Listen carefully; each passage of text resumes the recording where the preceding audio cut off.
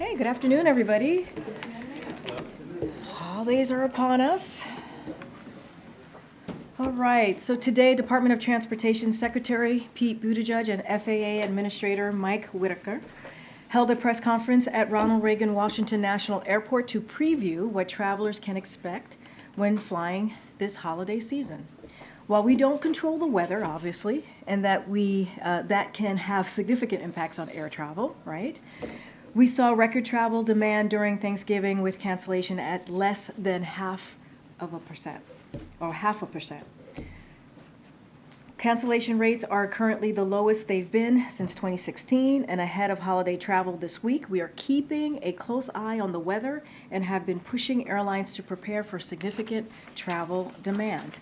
We will continue to hold airlines accountable and protecting consumers. Just yesterday, as you all saw, the Department of Transportation announced that Southwest will pay $750 million in passenger relief and penalties for last year's holiday travel meltdown. That includes a $140 million penalty, the largest ever, and it also includes over $600 million in refunds and reimbursements for passengers that have already been paid. We also requiring that Southwest reserve $90 million to compensate future passengers whose flights are affected by controllable cancellation and delays. These historic steps send our message to airlines loud and clear. If you fail to take care of your passengers, you will be held accountable. And as you all know, the Admiral is here today to discuss actions that we are taking with our partners to combat threats posed by the Houthis in the Red Sea. With that, Admiral. Good afternoon.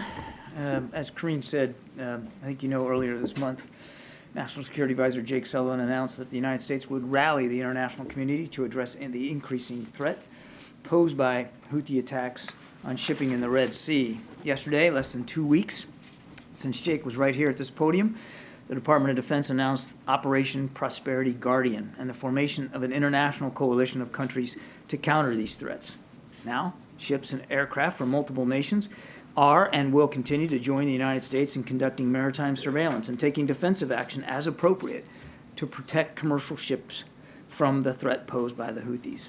This operation is an important new multinational security initiative under the umbrella of Combined Maritime Forces and the leadership of its Task Force 153. And 153 is focused on the Red Sea specifically.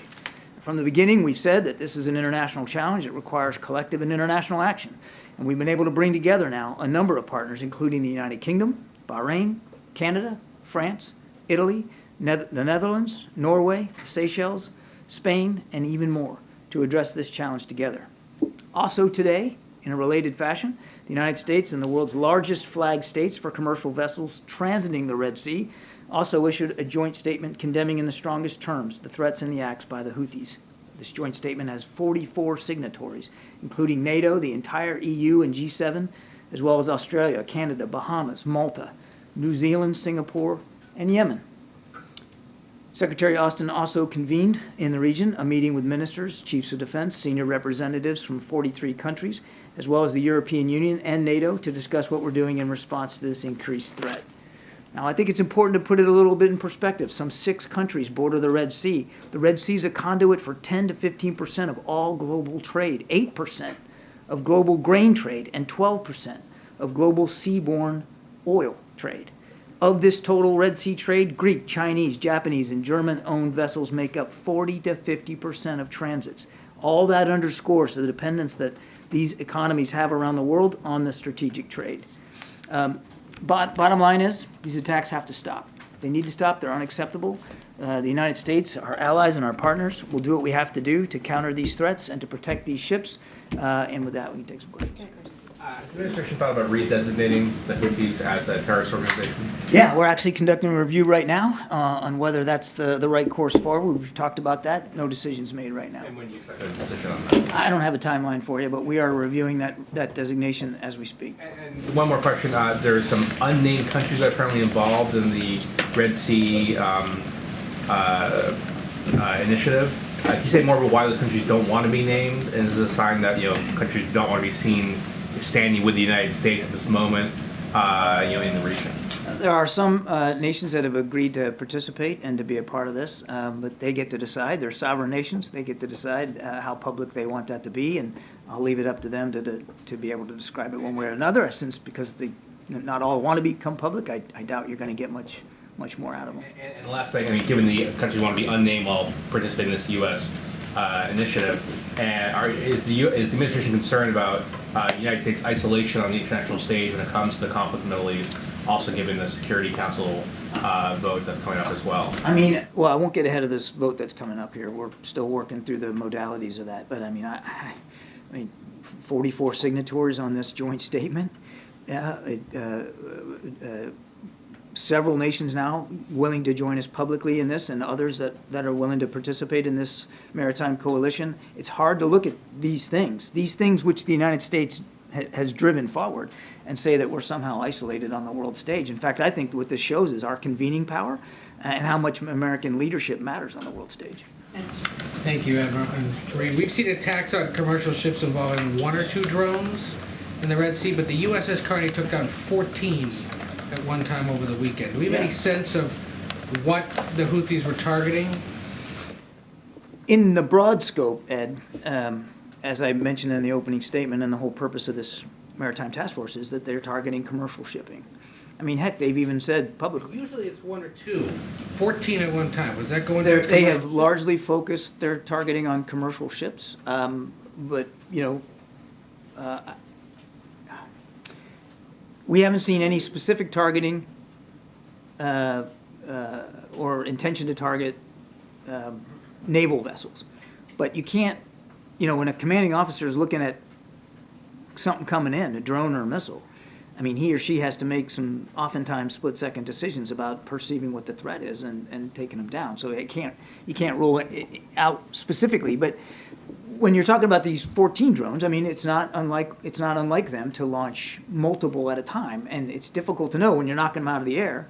It's difficult to know exactly what their intended target was. In general, and this is why we set up this task force, it is clear that the Houthis are, at the very least, conducting a concerted effort to go after merchant shipping in the Red Sea. So it was definitely shipping they were after, not maybe a place?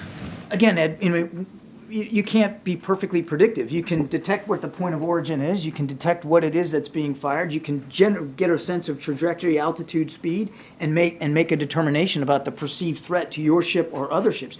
I can't rule out that there weren't terrestrial targets that might have been at play here. But again, in general, what we're seeing consistently from the Houthis are attempts to target merchant shipping in the Red Sea, and it's backed up by their own statements about what they're trying to do. Real quick, on an unrelated matter, there are early reports that 2 Americans have been released in Venezuela. Do you have any comment or confirmation of that? I can't confirm those reports. I would just tell you that President Biden takes very, very seriously our obligations to get wrongfully detained Americans home, wherever they are overseas, and we work those issues very closely every single day. Thank you. The Houthis have made it pretty clear they don't care about this multinational task force. They don't care how many ships we park out there. It's not going to deter them. So is this really going to do the trick? Are you seeing any signs that this is actually going to deter them, or is it time to consider taking military action? Well, now it just started, didn't it? And there's going to be a whole lot of hardware in the Red Sea now, naval hardware, not just from the United States, but other ships from other nations, to counter these threats. So let's see where it goes. I mean, it's up and running now. We hope it gets stronger and we're able to add additional countries and additional capabilities to it. I'm certainly not going to telegraph any punches one way or the other. I'll say this, though. As I said in my opening statement, the attacks are unacceptable. We have national security interests at play in the region. There are international security interests at play in the region, including to the threat to shipping. We take those responsibilities seriously. We're going to continue to do what we can to protect them. So when they say even if America succeeds in mobilizing the entire world, our operations will not stop unless the genocide in Gaza stops, you think that they will actually change their mind because of this? That's a great question for the Houthis. What I can tell you is we are not going to stop protecting our national security interest in the region. Thank you. Can you talk specifically about why Saudi Arabia and the UAE are not part of this multi-country coalition? I would let every nation who is a member, whether they want it acknowledged or not, speak for themselves. Does the U.S. want them and other Arab countries to participate? It's a coalition of the willing, and each nation has to decide for itself whether it's going to participate and under what circumstances. We respect that. The whole idea here is protecting sovereign assets and sovereign rights, and that's what we're doing here. Have the Saudis and the UAE had any conversations with the U.S. telling them they will participate if the U.S. backs a ceasefire? I'm not going to go through diplomatic conversations and details one way or another. Both countries are significant partners of the United States on a range of issues across the region. Again, they should speak to their level of participation. I have one on Herzog's comments about them being ready for another humanitarian pause in Gaza so hostages can be recovered.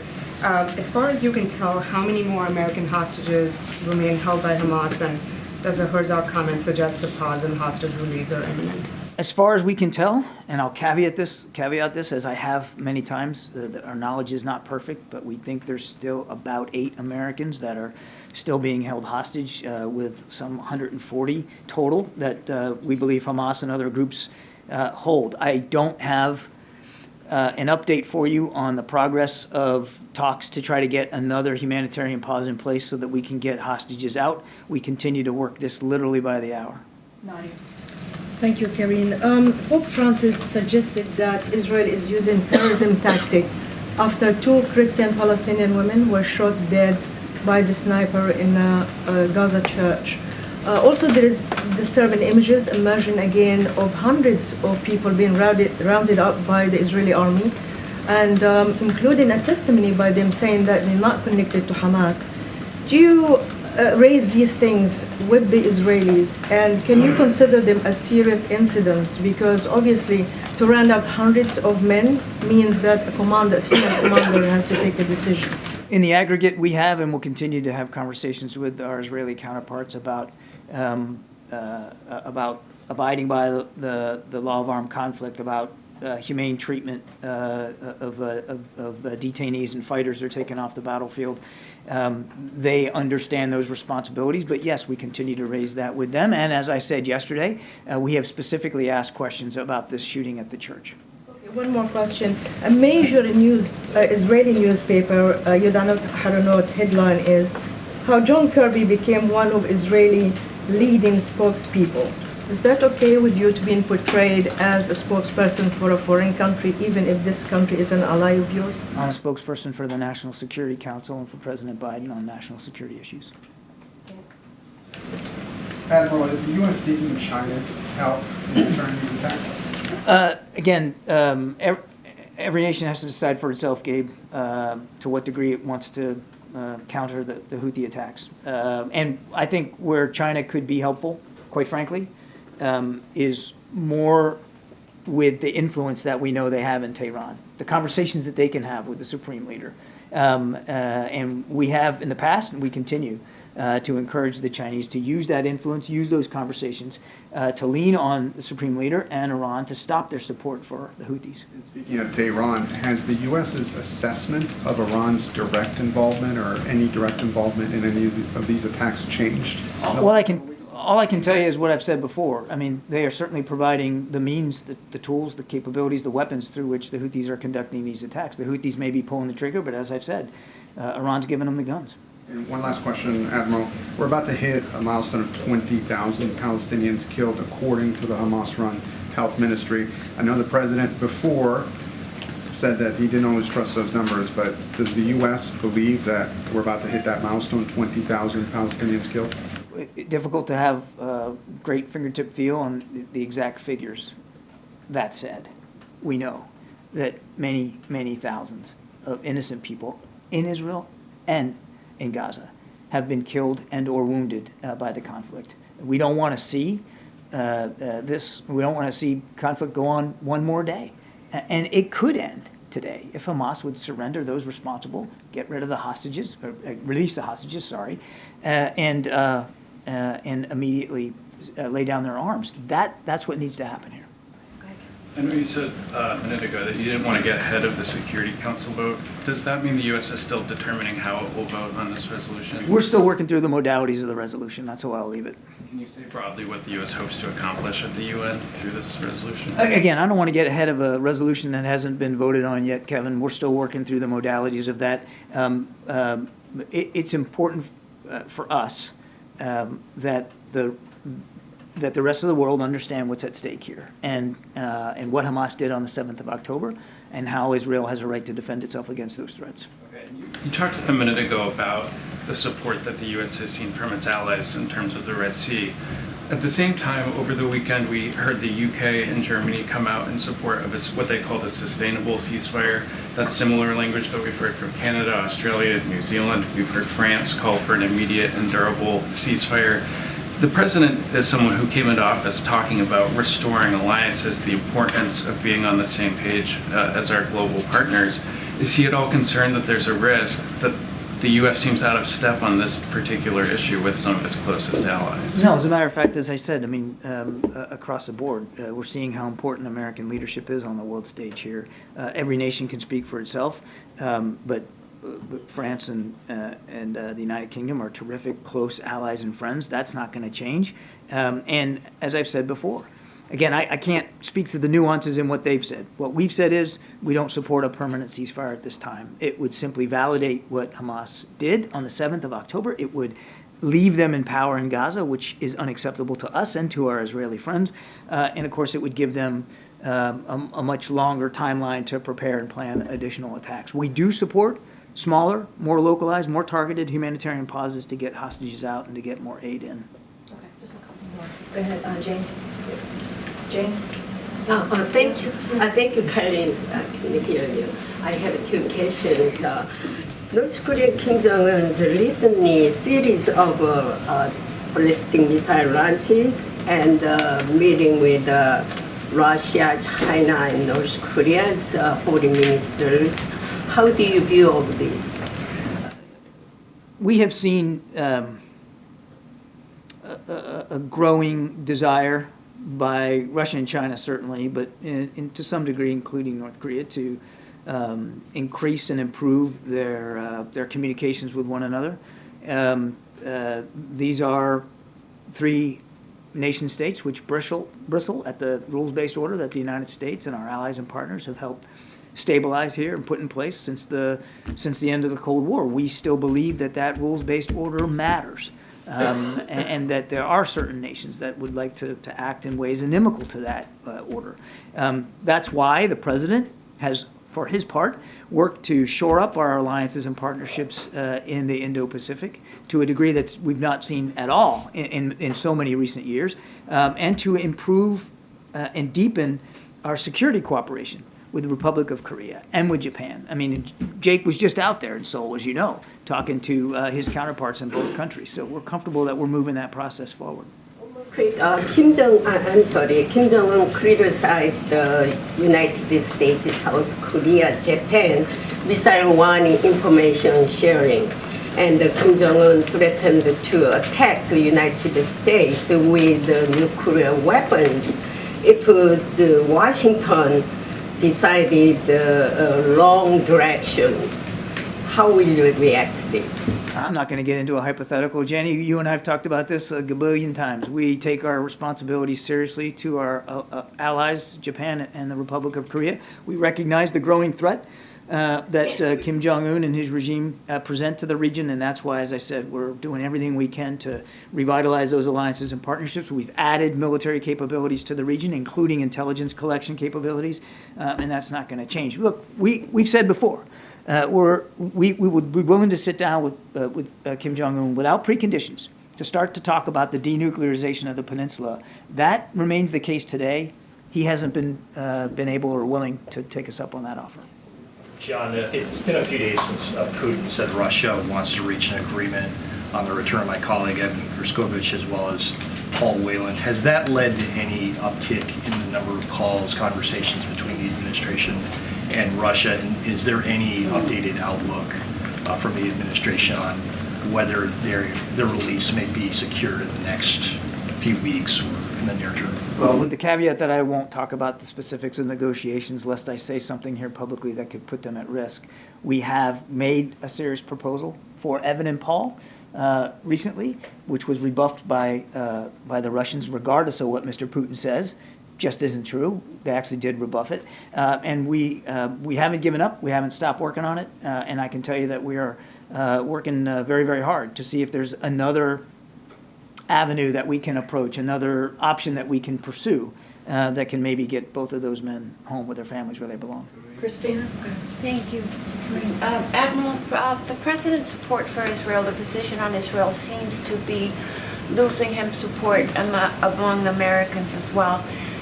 Could it be a messaging problem that they just don't understand the importance of supporting Israel?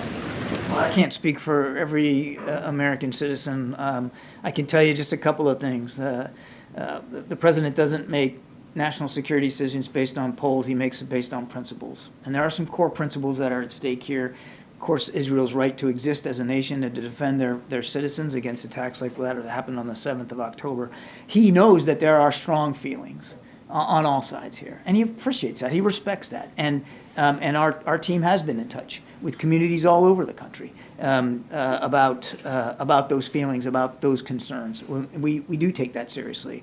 And that's why, in addition to making sure that we can help Israel defend itself, we are also leading the world in terms of trying to make life better for the people of Gaza right now. We are the country that has really led the effort to get additional humanitarian assistance in. Now, obviously, we have partners helping us, but I mean, it's the United States really pushing and convening those discussions to get humanitarian assistance in. And we continue to talk to our Israeli counterparts, as Secretary Austin did yesterday, as Jake did a few days ago in Tel Aviv, to be more careful, more cautious, more deliberate in the way that they are pursuing their military operations, particularly as they now gravitate more to the south. And they have been receptive to those messages, and as I've said many times, they have taken some actions to be more careful. Anita? Thank you so much. We've heard various proposals for international trusteeship in post-war Gaza, including one from former Prime Minister Ehud Olmert, who's suggesting, let me say this carefully, an international peacekeeping force drawn from NATO countries and overseen by the UN. How do you feel about that? How does the White House feel about that? Or would you rather see trusteeship under, Arab missions? I don't think we're at the stage right now where we can endorse one particular option or another. What we believe, as I've said before, is that whatever post-conflict Gaza looks like, it can't look like it did on the 6th of October with Hamas in control. We do believe that the Palestinian Authority can and should have a role here. But we also believe that the Palestinian Authority has some work to do in terms of revamping and revitalizing its own structures, its own organization, its own leadership approaches, so that it can be credibly involved in governance post-conflict. Do you have a preference for whose auspices they should do that under? Again, we're still working our way through the modalities of what that can look like, but we do believe that the Palestinian Authority can and should have a significant role in terms of what governance looks like in Gaza post-conflict. And then on this naval mission, how does the White House see the scope of it, and how do you keep this from metastasizing into a larger, wider conflict? It's going to be scaled to the threat, and right now there's an increasing threat by the Houthis in terms of drones and missile attacks on commercial shipping. So again, we're grateful for the countries that have signed up to support this. We'll see, it's just now getting started, so it's too soon for me to say that what its trajectory is going to be, whether it's going to get much bigger or need to get much smaller, or where it's going to, or how its operations are going to be conducted. But this is something that international navies know how to do and know how to work together to counter. So we'll see where it goes. But it is an important body of water, an international waterway for global commerce, and we have to, all of us, not just the United States, all of us have to take that responsibility seriously to keep that free flow of navigation. John, good afternoon. Shipping companies, including Maersk, are rerouting. They're not going anywhere near the Red Sea, as you know. How much do you anticipate that could interrupt the global supply chain? It's hard to say right now. These companies obviously have to make their own decisions based on the safety and security of their vessels and their crews, and we respect that. But I think it's just too soon to know what kind of impact it's actually going to have on the global economy. That's why, quite frankly, because we're trying to get ahead of the problem set here, that's why we're standing up this coalition and trying to flesh it out and be able to counter these threats so that transit through the Red Sea can be safer and more secure than it is right now. If a drone is coming at a merchant vessel, can Operation Prosperity Guardian protect that vessel from being struck? Is that even possible? Is your question, can we shoot down a drone that's headed towards a... They're not going to be, the convoys are spread out far apart, right? They're not going to be escorting them very close. Okay, so two things. Number one, yes, and we have. We've already disrupted threats to commercial ships that we've been able to detect and engage them in flight. So the first answer is yes. Secondly, and I know I got to get going here, but this isn't about You shouldn't think about this in terms of World War II aggregating of fleets. I mean, these vessels will be operating as one unit as part of a task force, but they will be placed in the Red Sea as appropriate to the presence of commercial vessels and as appropriate to the threat coming out of Yemen. And so the great thing about ships is they move around, and they'll move around as appropriate. On the Ukraine funding, you said yesterday the White House hopes to send one more aid package to Ukraine before the end of the year, but at that point, the U.S. will have used up the remaining funds to replenish the stockpiles. Should Ukraine plan for that to be the last package then before the end of this year, or is there any way to shift funding so that there could be something else if Congress doesn't act? We have one more security assistance package available to us before the end of this year, before we run out of replenishment authority to replenish the stocks and the inventories on DoD shelves. That's why it's so critical that Congress act on that supplemental funding. Could you tap into stockpiles and replenish later if Congress were to come through with the funding in January? As our OMB director, Shalonda Young, said, there's no magic pot of money here. I mean, that's why we need this supplemental. That's why we need this funding to support Ukraine going forward. And like I said, we got one more crack at this here before the end of the year, before that replenishment authority runs out. Okay, two more, James, and then Julie. Karine, thank you very much. And I have two quick yes or no's and then one more substantive question. First, on the Israel-Hamas conflict, has President Biden, through any means, conveyed to the Israeli government that a failure by that government to adhere to the prescriptions for the conduct and phasing of the war that U.S. officials have proffered to the Israeli government would be met with a withdrawal by the United States government of any of the money, weapons, or intelligence that we have been providing? The President's been crystal clear on this, James. We're going to continue to support Israel as they continue to fight against a violent and viable threat by Hamas. Second yes or no question, is President Biden committed to getting Lieutenant Alconis home to his family before Christmas? I think I want to be careful here. I don't get too much into what is still a legal process. So I think to be safe, I'm going to refer you to the Justice Department on his particular case. On the Ukraine conflict, I want to revisit the concerns that you have expressed from the podium about a burgeoning and active defense partnership between the DPRK and Russia. You've declassified satellite imagery and intelligence reporting to show that North Korea has, since the Ukraine conflict began, been supplying direct lethal materiel to the Kremlin. I wonder if, given the degree to which the DPRK is a client state of China, and federal estimates suggest that the DPRK receives more than 90% of its imports from China, whether it's really appropriate to speak of the DPRK having any kind of bilateral relationship with Russia. Rather, would it be more appropriate for us to say that this provision of direct lethal materiel by the DPRK to Russia is something which enjoys the blessing of the Chinese and indeed couldn't occur without it? Two things I'd say. One is, as deeply concerned as we are by the DPRK's actions on a range of fronts, they are a sovereign nation. They make sovereign decisions of their own. Number two, we have not seen any indication that the People's Republic of China have acted to directly provide lethal military capabilities to Russia. I think that's how I'd answer that. Okay, very, very quickly, because the Admiral actually has to go. I'll combine both the questions together. One, last week 21 Pakistani soldiers were killed by the weapons that were left in Afghanistan. Were those weapons left there? Was that a mistake, or was it left intentionally? And second, Pakistan Army Chief is here. He met several officials. Any expectations for Pakistan in future? Any expectations from Pakistan to play some different kind of roles in coming days? Pakistani Army Chief is here. He met several. I would refer you to the Defense Department on those discussions. Obviously, Pakistan remains a key partner in the region. They continue to face a viable terrorism threat across that border, and I'm sure that our Defense Department colleagues will have more to say on that. I haven't seen the reporting on these to verify what you've said about weapons left in Afghanistan, participate or being The used 21 to. soldiers that were killed in Pakistan, the weapons that the Taliban used were the weapons that the U.S. left in Afghanistan, the goggles, I the haven't guns. seen those reports, but let me remind you, please, take the opportunity to remind you, we didn't just leave a bunch of weapons in Afghanistan. This is a fallacy, this is a farce. What we did over the course of our 20 years in Afghanistan, of course, with congressional approval and consultations, was armed and helped equip the Afghan National Security Forces. Now, and as we have said time and time again, that as the Taliban made advances, those Afghan National Security Forces, many of them decided not to fight, but yet to lay down their arms and leave. But the arms that you're talking about, and again, I can't verify these specific reports, belong to the Afghan National Security Forces. That's what was left behind, not that the United States just walked away and abandoned a bunch of weapons in a pile in Afghanistan. That's just simply not historically accurate. Thanks, everybody. All right. Thanks, Admiral. Chris?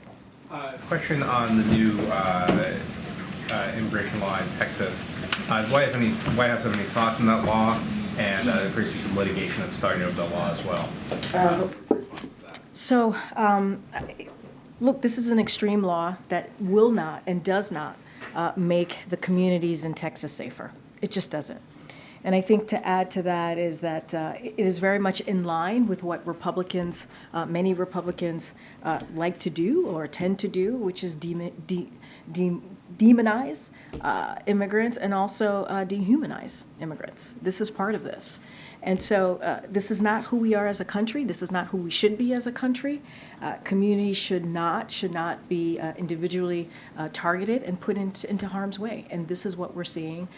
Again, this is something that Governor Abbott has done over and over again. There are plenty of examples that I've listed out from here before, whether it's leaving migrants in the side of the road in the middle of winter, installed razor wire near the border, making it more dangerous for Border Patrol to do their jobs, and placed bayous in the river, making it harder for Border Patrol to do their jobs as well. So this is certainly extreme as we see it, and it is incredibly unfortunate, but this is what we see from particular Republicans trying to dehumanize a group of people who are coming here, or some of them trying to migrate here, and they're putting them in harm's way. They're putting them in harm's way. And he was up to negotiations of the supplemental.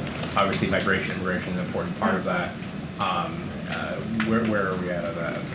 So look, the president has been very clear that he wants to make sure that we come to a bipartisan agreement on this issue, and that border security obviously is important, and we need to figure this out in a bipartisan way. And so he's encouraged by the discussions that we've been seeing. There is progress that is happening, and the president also believes that we need to fix immigration. Right? This is why on his first day in office he put forth a comprehensive immigration legislation, and he took this very seriously. That's why he put forth a supplemental plan, right? That had part of it is adding certainly more law enforcement to the border, right? Making sure that we're taking additional actions. And that's why he put forth that supplemental, that emergency supplemental. So he thinks it's really important. We think that we're headed in the right direction.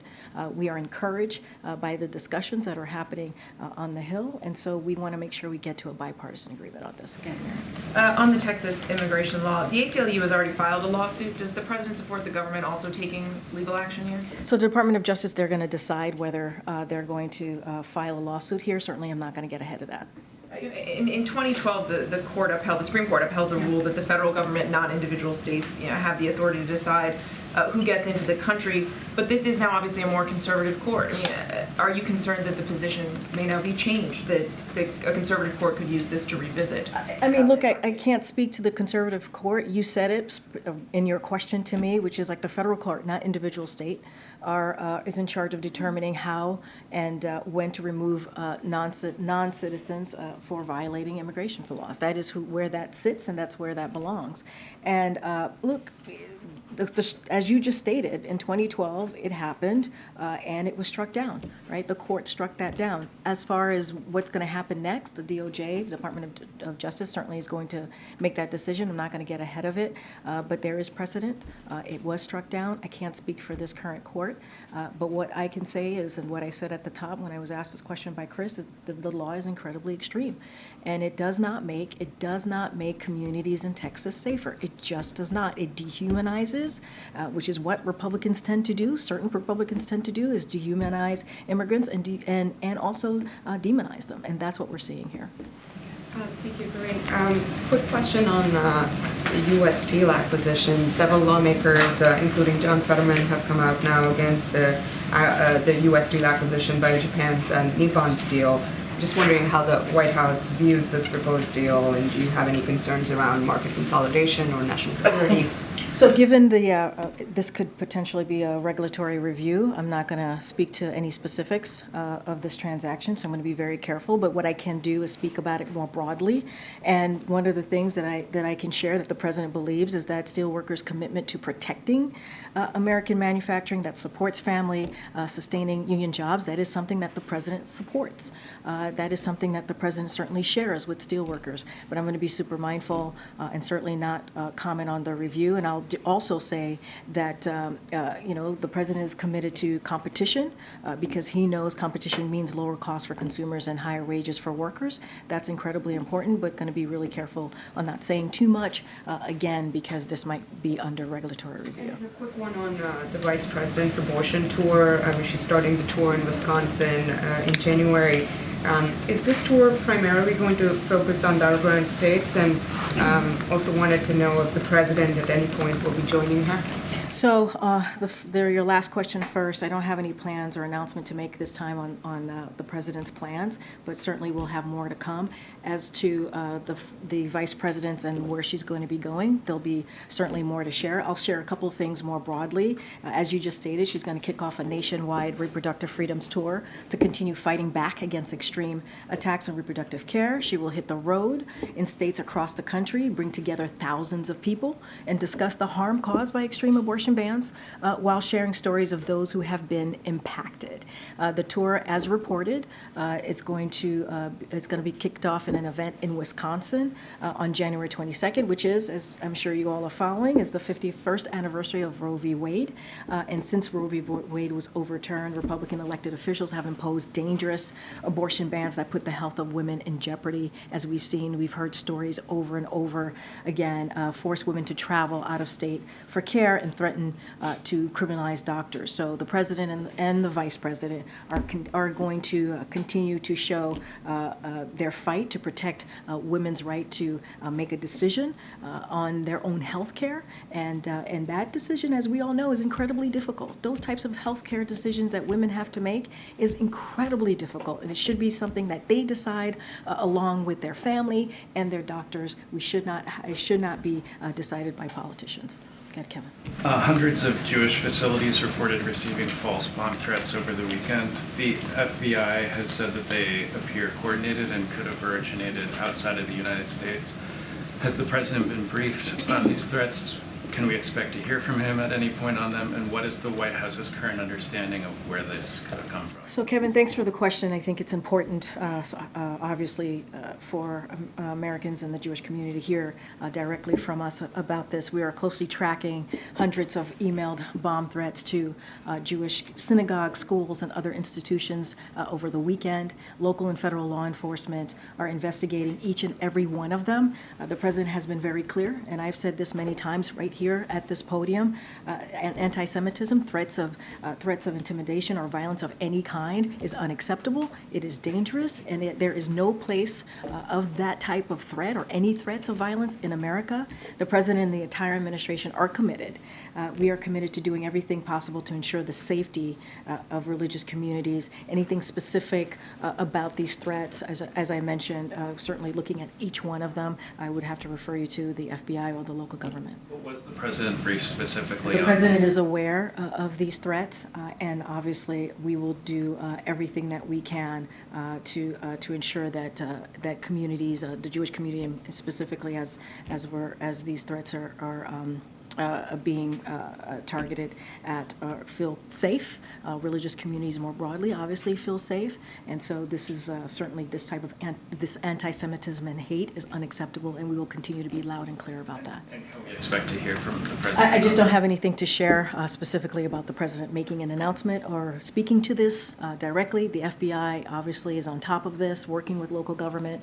We have been very clear and steadfast and about this, about the type of hate that we're seeing against the Jewish community, and we've spoken out against hate on any community. And we have said there's no place in America for any type of violence, and certainly people should feel safe to be able to be in a synagogue or any religious community should be safe. Okay, Michael. Given the president's strong Catholic faith, what was his reaction to yesterday's announcement by the Vatican that priests can now bless same-sex unions? So I'll say this, the president, along with many Catholics around the world, welcomed a declaration from the Vatican, done with the approval of Pope Francis, that allows for the blessing of same-sex couples, and certainly anything specific we would have to refer you to the church, but obviously we welcome the step in the church ministry to the LGBTQ people. Okay, Emily. I have two questions, but they're tied together. With the holidays coming up, which members of the Biden family will be spending Christmas with the President and the First Lady? And then I noticed today when the President arrived on Marine One that Hunter Biden and his son Beau were also on the helicopter with them. The White House provides to the public a list of staffers who travel with the President. Why don't they provide a list of the family members that travel with the President on these government-funded? I have to double check to see if that is indeed correct, because I did ask about that. So let me just double check. Look, I'll say this more broadly. Obviously, you've seen the president with his family these past couple of days, and I think you know why. They were observing a very somber anniversary for them, and so I'm not going to add anything more to that. But this was obviously a somber moment in the family, and so they were certainly together to acknowledge and take part in that anniversary. So we just want to be really sensitive to that and make that very, very clear. And don't have anything to add about the family. Obviously, the president is very close to his family as it relates to the holidays.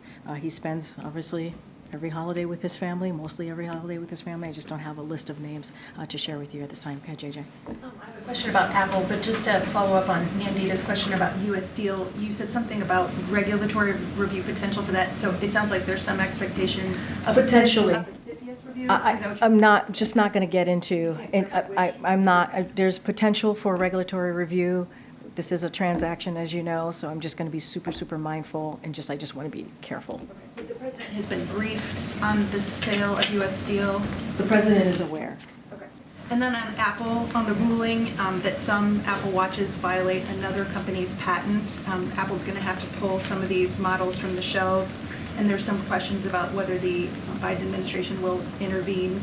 Can you say if there is some consideration about vetoing this ban by the International Trade Commission? So we're tracking this case in the December 25th deadline. As you know, USTR has the president's delegated authority to make these determinations, and Ambassador Tai is obviously carefully considering all of the factors in this case. So I don't want to get ahead of what any decisions that may come out of USTR, but she certainly has the authority to decide. Go ahead, Ed. On immigration again, you said the president's encouraged by the ongoing talks. Has he had any direct engagement with the bipartisan negotiating team? So don't have any readout for you at this time, Ed, but what I can say is the president certainly has been in touch, regular touch, with congressional members. You know, he has relationships with some of them, having been the former vice president, obviously a former senator. Just don't have anything to read out on specific conversations. So he's been in touch with folks on the Hill. There's been criticism from the left and the right that the White House could have gotten involved on this specific issue of border security and immigration sooner, and not as actively as it has in the last 10 days. What's the response of the White House to that? Well, look, as far as timing and engagement, Look, the president has taken this very seriously. You've heard me say this over and over and over again, ad nauseum probably, on the first day of this administration. Almost 3 years ago, the president put forth a comprehensive immigration proposal. That's how serious he took it. And 3 years, Congress did not act. They did not act on this. And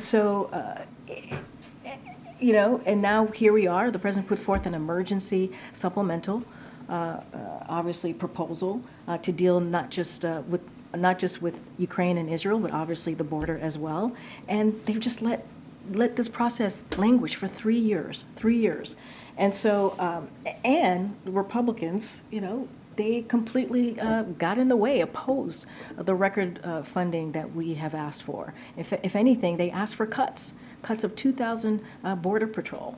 They've done everything that they can to get in the way of the president actually wanting to address this issue that we're seeing at the border. So this is something, his first piece of legislation was dealing with the broken system that we're seeing in the immigration system. The criticism is less about the last 3 years and more about the last 2 months. Since that emergency supplemental was submitted, there was virtually no conversation between the White House and Congress about moving it, but more specifically about that aspect of it, the border security aspect, until word came about a week and a half ago now that the White House is willing to play ball on changes to asylum and other things. Well, I'm not going to get to the specific of what's being discussed here. I'm just not going to negotiate from the podium, obviously.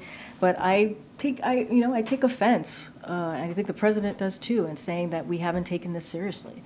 When you put your first piece of legislation is on immigration to fix the broken system, that is taking it very seriously. When you put out an emergency supplemental, which we put out weeks ago, that has the border, funding for the border, we take that very seriously. And then you have Congress, they put forward H.R. 2.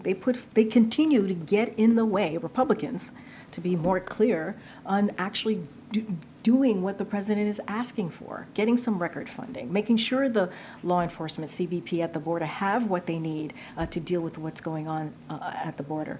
And so he's taken it seriously. Almost 3 years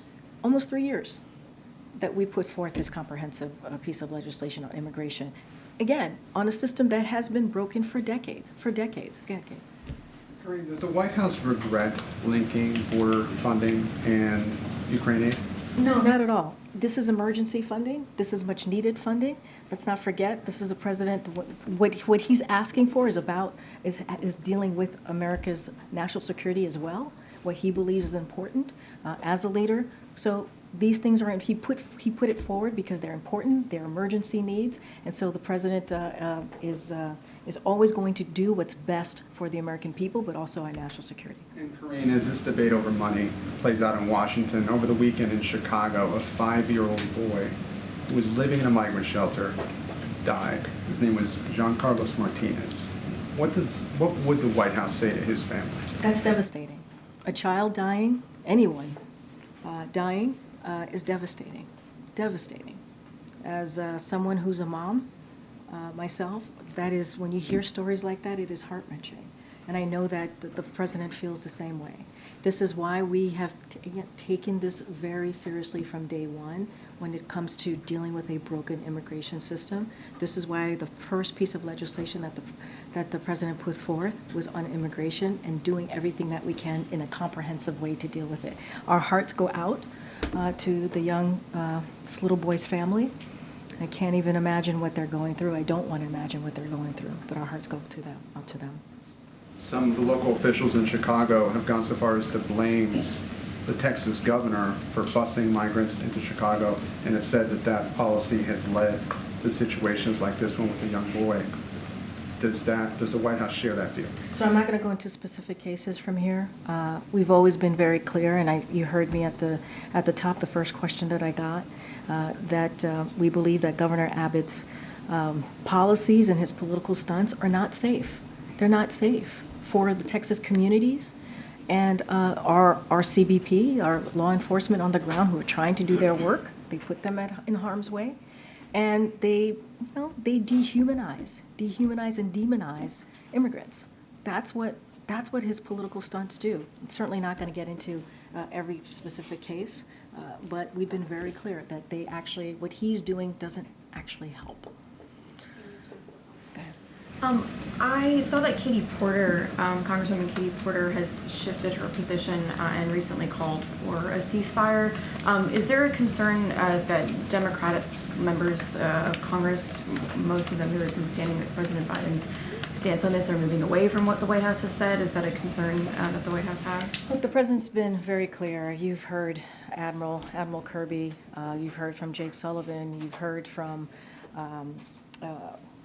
Secretary Austin, who's now in the region, and we've been very clear that we do not believe a ceasefire at this time, or ceasefire is going to is the right way to go. We believe in humanitarian pauses, right, in order to make sure that we get humanitarian aid and get hostages out and home to their families, and that's what we've been pushing for. That's what we've been talking to regional partners about, and you know, in our minds, Hamas is a terrorist organization.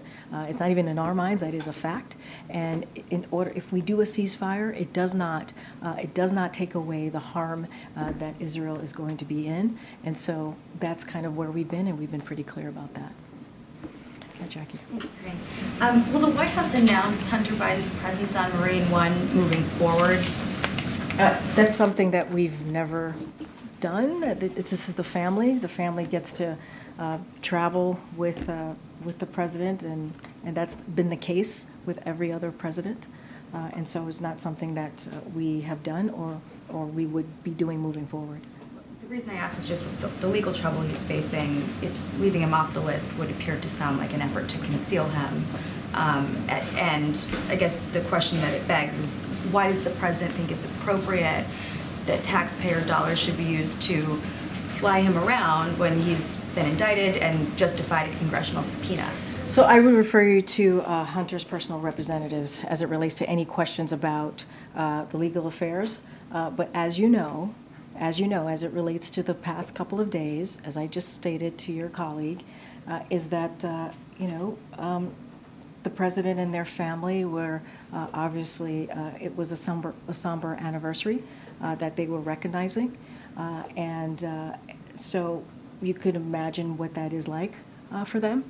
And I'll say lastly, and I've said this many times before, the president and the first lady love their son very, very much. But as it relates to anything in regards to his legal affairs, I would have to certainly refer you to his representatives. I just don't have anything else to add on that. And real quickly on Bidenomics, the White House is trying to sell this Bidenomics message heading into the election year. But we have a new Fox poll, and it shows that nearly half of voters, 46%, say the administration's policies have hurt them. And voters don't see the economy getting any better. They're twice as likely to see it getting worse next year. Why is that? So I'll say this, and we've talked about this many times, right? The last few years have been challenging for the American people. We know that. Coming out of the pandemic, when the president walked into this administration, the economy was in a tailspin. It was. And so the president did everything that he can to make sure that we get this economy back on track. And we understand that Americans, feel like things are still unaffordable. We get that. And that is something that the president has said himself very recently. And that's why he's going to continue. When it comes to, that's why the Inflation Reduction Act is so important. Matter of fact, no Republican voted on that act. If anything, they're trying to repeal some really important provisions that deals with lowering the prescription drugs, right? That deals with lowering health care, that deals with lowering energy costs. And so that is something that the president signed, and only Democrats voted for it, no Republicans did, and it's going to help the American people. And so there are historical actions that this president has taken that has shown, the data shows, that the economy is in a better place. But we understand that Americans don't feel it right now. That's why we're going to continue to talk about junk fees, making sure that that is something that we deal with, right? Making sure that we're beating Big Pharma and lowering drug costs for Americans. So there are ways that we're going to continue to make sure that the number one thing when it comes to Bidenomics that the president deals with, lowering cost, we're going to put that front and center. Matter of fact, the president's going to be in Milwaukee, Wisconsin tomorrow. You'll hear directly from him. He'll talk about Bidenomics. He'll talk about how small businesses is at the pillar of Bidenomics and how important it is. We have seen record application, more than 14 million applications for people wanting to start a small business. And that is because Bidenomics is indeed working. Thanks, everybody.